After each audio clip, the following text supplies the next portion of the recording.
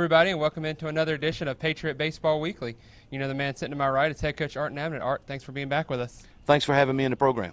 Guys are on a roll right now. You won 4 of your last 5. Last night, though, you kind of ran into a buzzsaw and nationally ranked Mount Olive. What did you see from your guys last night? Well, last night, they're really tough to pitch to. We didn't throw enough strikes to get deep in the count to be able to throw some breaking pitches and some off-speed pitches. They constantly were able to hit fastballs because we were behind in the count. We got to do a better job at that. But, the last week or so, our guys have pitched extremely well as a group. As you said, we were able to win 4 out of the last 5 games we played, and we needed to win a series on the road at Armstrong, and we were able to do that. Kind of got us back in the hunt to possibly put ourselves in contention to make a run at making the conference tournament. Let's go ahead and talk about that last game, or those last 3 games at Armstrong. You guys went down there and swept them in their own ballpark. And you mentioned on our last show that you hoped that the 20 runs you guys put up against Barton would transition to this weekend series, and you guys scored 7 runs in each, at least 7 runs in each of the 3 games. Talk about your guys at the plate. Well, our guys really put some at-bats back-to-back together, and we grinded all weekend and really made their pitchers work. I was really pleased with us on the offensive side, and like you said earlier, we scored 24 runs in the series, which is really good for us. It's really good for anybody. But more importantly, boy, did we pitch last weekend. Brandon Stutes, Jordy Santak, Spencer Jordan, Jeffrey Stoner all showed up and had tremendous weekends, and that's why we were able to win 3 games last weekend. And Jordy started you guys out with a really good first game. He went 8 innings strong, and then once your guys went up, he was in a non-pressure situation, so it wasn't a save needed. And then you mentioned guys like Brandon and Spencer came in and gave you solid starts, but it was Jeffrey Stoner that really came in out of the bullpen and shut the door for you guys. Yeah, Jeff really showed up last weekend. I think he was 4 innings on one of his save opportunities and then 3 innings on Sunday. We don't like using him that much, but we just had to last weekend. We had to try to win some games when we had the opportunity, and we'll continue to do that as we get closer to the end of the season. And at the plate, it was some other guys. It was really a team effort all around.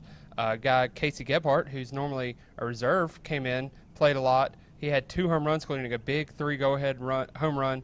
Zach Lenz also had a big 3 run in the big 8-run inning in this game 2.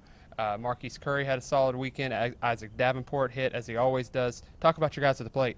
We've been swinging the bat extremely well the last couple weeks, and we need that to continue. And our guys have really put, like I said earlier, some really good at-bats consecutively back-to-back, and that's what you got to do to be able to score runs. And we got some really big 2-out hits over the weekend. That helped. Last night we had an opportunity to get some big hits. It didn't work out for us, and that's the way it goes on the offensive side. Sometimes you get those big hits, sometimes you don't. But hopefully we'll continue to play good baseball as we move into Clafflin tomorrow and also Montevallo over the weekend. Let's go ahead now and start talking about those games. You do travel to Clafflin, a makeup game from earlier in the season. Who are you looking to maybe start down there, and maybe with the big weekend coming up, are you trying to maybe rest some guys, get some of the younger guys some at-bats? Well, we'll probably start Austin Cox or Gordon Owens over at Clafflin tomorrow and see what we can get out of them. Both of them threw 2 innings last night. Hopefully they'll be fresh. We're not used to having 2 midweek games. It's really tough on us right now with our pitching situation. But we'll do everything we can to get through it and hopefully come back to Florence with a victory tomorrow.